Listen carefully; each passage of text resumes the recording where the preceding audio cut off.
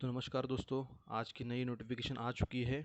नवोदय विद्यालय समिति से कुल मिलाकर 1925 जगहों के लिए भर्ती निकल आ चुकी है। तो कुल मिलाकर देखा जाए तो आप 10वीं से लेकर पोस्ट ग्रेजुएशन तक के लिए आवेदन कर सकते हैं। तो assistant commissioner, ADM, assistant section officer, audit assistant, junior translation officer, junior engineer और stenographer, computer operator, junior secretary, assistant and multitasking staff के लिए निकली है। दूसरी देखा जाए तो फीमेल स्टाफ नर्स के लिए है, कैटरिंग असिस्टेंट के लिए है, जूनियर सेक्रेटरी असिस्टेंट के लिए है। इसके साथ इलेक्ट्रिशियन कम प्लम्बर और लैब असिस्टेंट के लिए जगह निकली है। तो पहली देखेंगे तो असिस्टेंट कमिश्नर के लिए अनरिजर्व्ड कास्ट के लिए 3 जगह है, ओबीसी के लिए 1 है, एसटी के लिए 1 है, ओएच के लिए 1 है।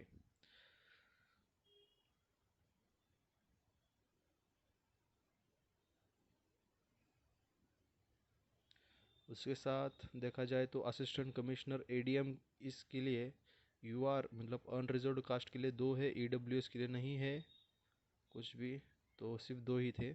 फीमेल स्टाफ नर्स के लिए अनरिजर्व्ड के लिए 35 है, ईडब्ल्यूएस के लिए 7 है, ओबीसी के लिए 22 है, एसटी के लिए 12 है, एसटी के लिए 6 है, ओएच के लिए 2, वीएच के लिए 1 और अदर के लिए 1 जगह है।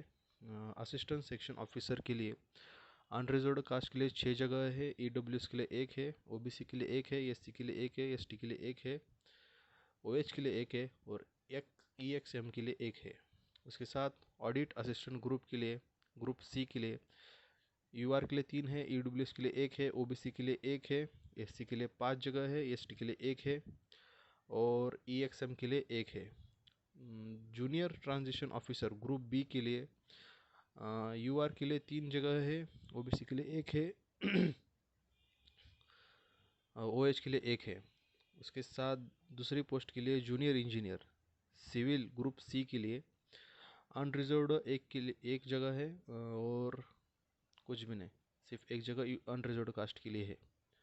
स्टेनोग्राफर ग्रुप सी के लिए यूआर के लिए 10 है, ईडब्ल्यूएस के लिए 3 है, ओबीसी के लिए 6 है, एससी के लिए 3 है और उसके साथ ओएच के लिए 1, ईएक्सएम के लिए 2 जगह है। कंप्यूटर ऑपरेटर ग्रुप सी पद के लिए अनरिजर्व्ड कास्ट के लिए 2 है, ईडब्ल्यूएस के लिए 1 है, ओबीसी के लिए 1 है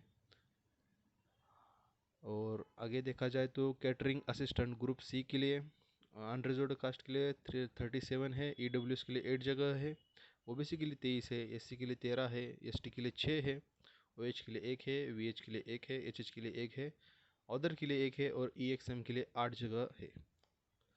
अगले पद के लिए junior secretariat assistant group C के लिए अनरिजर्व्ड कास्ट के लिए 4 है, ईडब्ल्यूएस के लिए 1 है, ओबीसी के लिए 2 है, एसटी कास्ट के लिए 1 है, ईएक्सएम के लिए भी 1 जगह है।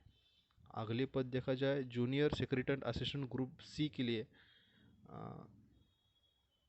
यूआर के लिए 254 है, ईडब्ल्यूएस के लिए 62 है, ओबीसी के लिए 167 है, एससी के लिए 93 जगह है, एसटी के लिए 46 है, ओएच के लिए 7 है, वीएच के लिए 6 है, एचएच के लिए 06 है, अदर के लिए 6 है, ईएक्सएम के लिए 62 जगह निकली हुई है।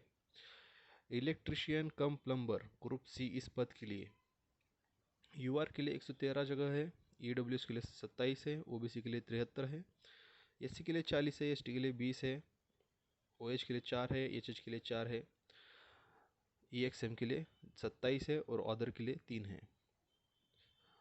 अगले पद के लिए लैब अटेंडेंट ग्रुप सी इस पद के लिए अनरिजर्व्ड कास्ट के लिए 59 है, ईडब्ल्यूएस के लिए 14 है, ओबीसी के लिए 38 है, एससी के लिए 21 है, एसटी के लिए 10 है, ओएच के लिए 2 है, वीएच के लिए 1 है, एचएच के लिए 2 है, अदर के लिए 1 है और ईएक्सएम के लिए 14 जगह है।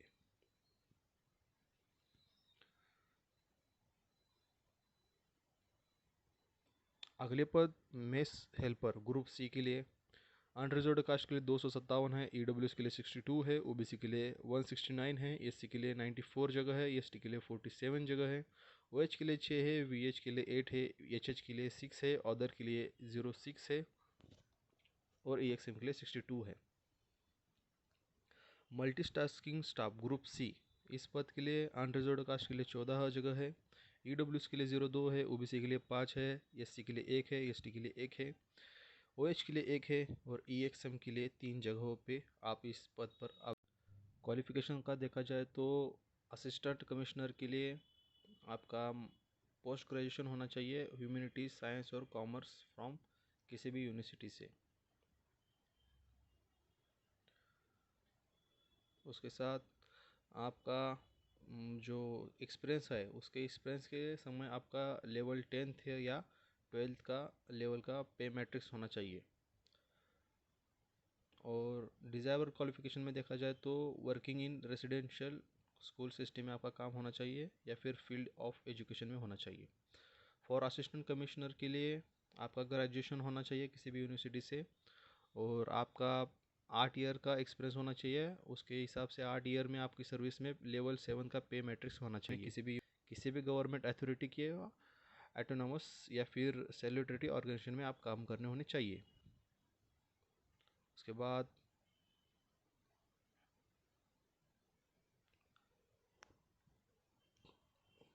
फीमेल स्टाफ नर्स के लिए आपका 12th पास होना चाहिए। उसके साथ आपका ए ग्रेड से डिप्लोमा सर्टिफिकेट होना चाहिए किसी भी इंस्टीट्यूट से या फिर बीएससी नर्सिंग होनी चाहिए किसी भी यूनिवर्सिटी से या फिर आपका प्रैक्टिकल एक्सपीरियंस होना चाहिए किसी भी हॉस्पिटल या फिर क्लिनिक में। और डिज़ायरेबल देखा जाए तो वर्किंग नॉलेज होना चाहिए हिंदी या फिर आप जिधर रहते हो उधर का रीजनल लैंग्वेज और इंग्लिश। असिस्टेंट सेक्शन ऑफिसर के लिए आपका क्वालिफिकेशन किसी भी डिग्री होनी चाहिए किसी भी यूनिवर्सिटी से और आपको कंप्यूटर का ज्ञान चाहिए। और एक्सपीरियंस का देखा जाए तो आपका 3 इयर्स का एक्सपीरियंस होना चाहिए एडमिनिस्ट्रेटिव में या फिर फाइनेंशियल मैटर्स में, सेंट्रल गवर्नमेंट या फिर ऑटोनोमस ऑर्गेनाइजेशन में। ऑडिट असिस्टेंट के लिए आपका बीकॉम होना चाहिए किसी भी यूनिवर्सिटी से। एक्सपीरियंस का देखा जाए तो 3 इयर्स का एक्सपीरियंस होना चाहिए अकाउंटेंट्स में, गवर्नमेंट या फिर सेमी गवर्नमेंट या ऑटोनोमस ऑर्गेनाइजेशन में।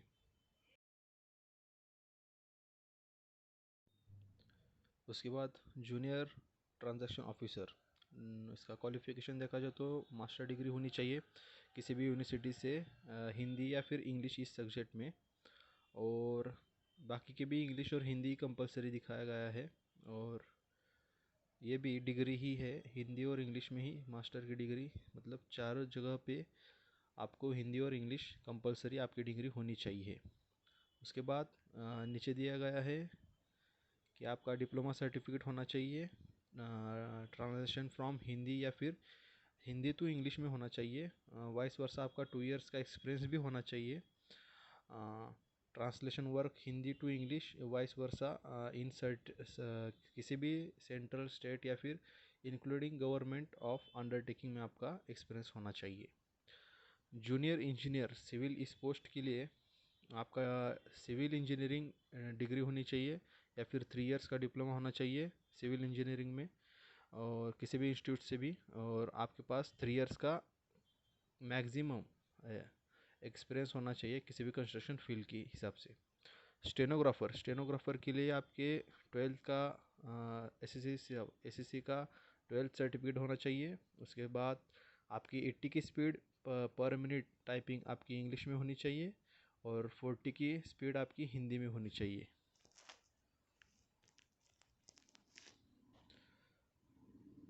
उसके बाद कंप्यूटर ऑपरेटर इस पोस्ट के लिए आपकी डिग्री होनी चाहिए किसी भी यूनिवर्सिटी से किसी भी सब्जेक्ट में और आपको डाटा एंट्री का 1 ईयर का कंप्यूटर डिप्लोमा कोर्स आपका किसी भी इंस्टीट्यूट से होना चाहिए। और क्रिएटिव कैटरिंग असिस्टेंट इसके लिए आपको 10th का सर्टिफिकेट होना चाहिए, 10th कंप्लीट होना चाहिए, 3 इयर्स का डिप्लोमा इन कैटरिंग में होना चाहिए और बाय किसी भी ministry of tourism government of India के इंस्टीट्यूट से होना चाहिए। उसके बाद 12th का सीबीएसई होटल मैनेजमेंट कोर्स या फिर कैटरिंग वोकलाइजेशन सब्जेक्ट आपका होना चाहिए 12th में। 1 इयर्स का आपका कैटरिंग का एक्सपीरियंस भी होना चाहिए उसके साथ। नेक्स्ट देखा जाए तो 12th होना चाहिए, डिप्लोमा कैटरिंग में आपका सर्टिफिकेट होना चाहिए और 3 इयर्स का कम से कम आपका एक्सपीरियंस होना चाहिए। जूनियर सेक्रेटरी असिस्टेंट के लिए आपका क्वालिफ़िकेशन 12th सर्टिफिकेट होना चाहिए। उसके बाद आपका 30 का मिनिमम 30 की स्पीड पर इंग्लिश होनी चाहिए और 25 वर्ड्स पर मिनट की आपकी हिंदी की होनी चाहिए। और नीचे दिया है पास +2 मतलब 12th होना चाहिए। उसके साथ आपका मैनेजमेंट का कोर्स होना चाहिए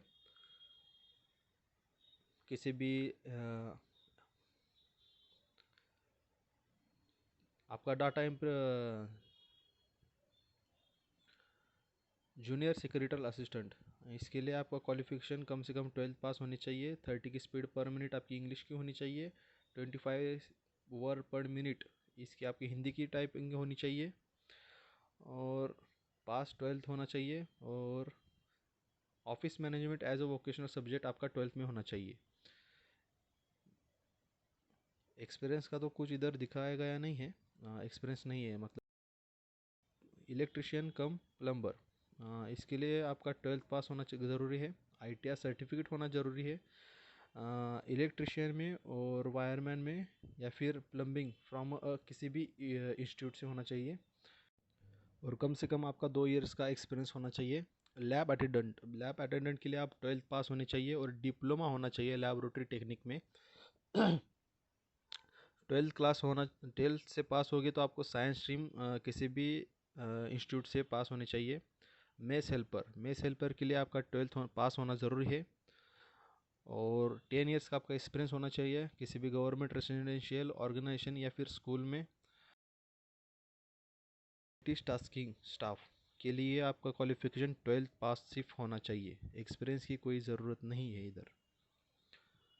उसके बाद एज रिलैक्सेशन के लिए देखा जाए तो शेड्यूल कास्ट या फिर ट्राइब कास्ट के लिए मतलब SC ST वालों के लिए 5 ईयर का रिलैक्सेशन दिया गया है। अदर बैकवर्ड कास्ट के लिए 3 इयर्स का है।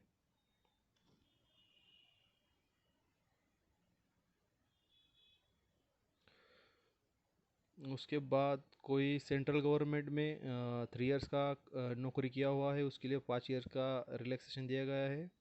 उसके बाद अगर आप जम्मू कश्मीर के रहवासी हो 1980 से 1999 के आसपास के लिए आपको 5 ईयर का रिलैक्सेशन दिया जाएगा। अगर कोई पर्सन विद डिसेबिलिटी है तो SC ST वालों के लिए 15 ईयर्स का है रिलैक्सेशन दिया जाएगा। OBC वालों के लिए 13 ईयर्स का दिया जाएगा और जनरल कास्ट के लिए 10 ईयर्स का दिया जाएगा। एग्ज़ाम आपकी CBT टेस्ट होने वाली है, उसके हिसाब से इधर नेम ऑफ सिटीज़ दिए गए हैं CBT टेस्ट के लिए। एग्ज़ाम के लिए आप चाहे तो स्क्रीनशॉट निकाल कर रख सकते हैं। उसके बाद आप नियरेस्ट आपके स्टेट के पास अप्लाई कर सकते हो।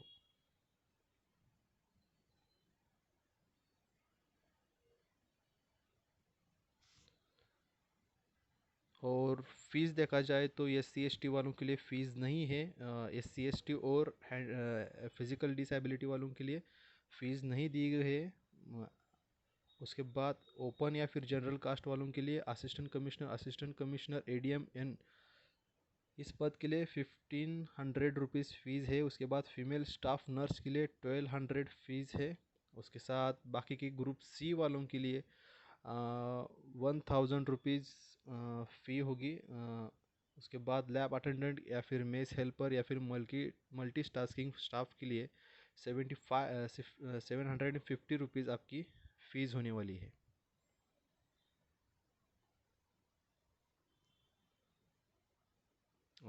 थोड़े इम्पोर्टेंट डेट देख लीजिए। रजिस्ट्रेशन ओपन 12 जनवरी 2022 को हो गए हैं। रजिस्ट्रेशन क्लोजेस 10 फरवरी 2022 तक रहेंगे। उसके बाद डेट ऑफ CBT एग्ज़ाम, आपकी CBT एग्ज़ाम की डेट 9/3/2022 से लेकर 11/3/2022 तक होने वाली है। आई होप आज का वीडियो आपको पसंद आया होगा। तो अगर आपको इस वीडियो समझ में आया है या फिर अच्छा लगा हो तो लाइक कर दीजिए और शेयर करो और सब्सक्राइब करो। अगर इस PDF आपको चाहिए होगी तो मैं डिस्क्रिप्शन लिंक में डाल दूंगा, आप वहां से क्लिक करके डाउनलोड कर सकोगे।